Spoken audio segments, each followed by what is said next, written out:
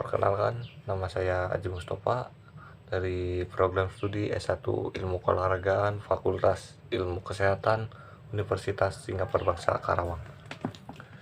Di sini saya akan menjelaskan atau menganalisa sarana dan prasarana yang ada pada Stadion Utama Kaltim atau biasa disebut Stadion Palaran sebagai salah satu tugas sosiologi olahraga. Yang pertama adalah saya akan menganalisa Stadion Utama Kaltim.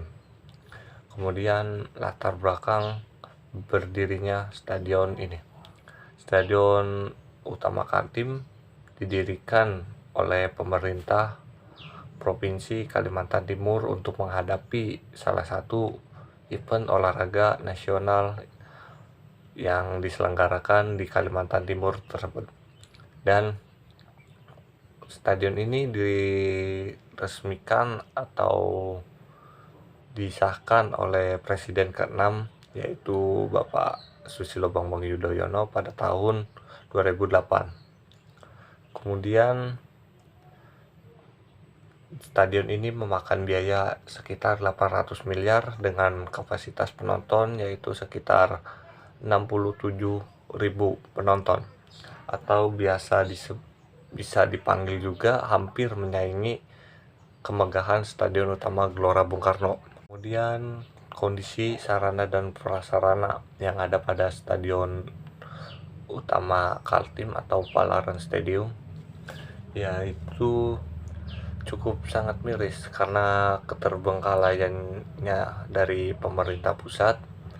Bisa dikatakan kondisinya tidak terurus karena ada beberapa bagian tembok yang retak, lantai di dalam dan di luar lapangan juga sedikit amblas, dan di beberapa retakan tembok atau hampir di sekeliling stadion ditumbuhi rumput hingga ke tribun tempat duduk penonton. Karena kondisi keterbengkalaiannya ini disebabkan oleh karena biaya perawatan yang cukup mahal hingga hampir 1 atau sekitar 2 miliar dalam urusan perawatannya, dan juga kondisi atau letak stadion tersebut yang jauh dari pusat kota sehingga menyebabkan keterbengkalaiannya stadion tersebut. Kemudian stadion tersebut tidak digunakan oleh beberapa klub sepak bola karena biaya penyewaan yang terlalu mahal dan juga jauh dari pusat keramaian kota. Kemudian selanjutnya adalah dampak sosiologi ke atas keterbengkalaiannya stadion tersebut. Yang pertama adalah dampak pada masyarakat. Dengan keterbengkalaiannya stadion ini berdampak pada masyarakat yang sangat menyayangkan karena stadion ini hampir menyaingi Stadion Utama Gelora Bung Karno dan memakan biaya sekitar 800 miliar.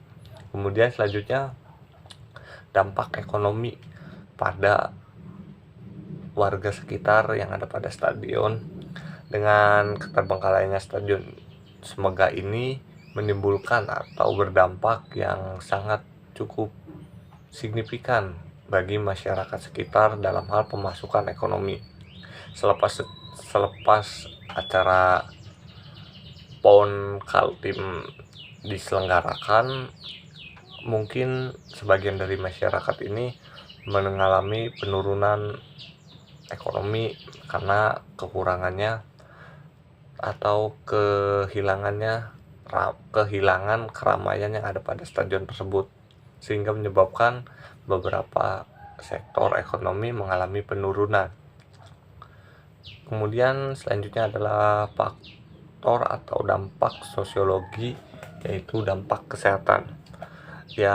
Karena stadion itu terbengkalai atau tidak terurus oleh pemerintah setempat yang menyebabkan stadion itu tidak dipergunakan lagi dalam hal olahraga-olahraga tertentu seperti itu sepak bola atau yang lainnya. Jadi menghilangkan atau masyarakat tersebut kehilangan rasa ingin berolahraga Tapi ya mungkin ada sebagian orang yang memanfaatkan jalanan sekitar yang ada pada stadion. Kemudian selanjutnya masalah dan hambatan. Mungkin masalah dan hambatan dari keterbengkalainya stadion ini ya yang sudah jelas. Yang pertama adalah biaya perawatan yang memakan biaya cukup mahal. Kemudian kehilangannya atau jauh dari pusat keramaian kota sehingga menyebabkan minat dan daya penyewaan dari stadion ini cukup menurun. Kemudian ya mungkin dari biaya penyewaan stadion ini yang mahal, jadi beberapa klub sepak bola memilih tempat yang bisa dikatakan murah tapi kualitasnya tidak jauh berbeda dari yang ada pada stadion tersebut. Kemudian masukan sarana dan prasarana ya mungkin lebih kedepannya diadakan event-event, entah itu event nasional atau event internasional yang bisa menimbulkan gairah olahraga di masyarakat tersebut, sehingga kembali aktif stadion tersebut menjadi stadion yang tidak terbengkalai atau bisa dibilang diurus oleh pemerintah kota.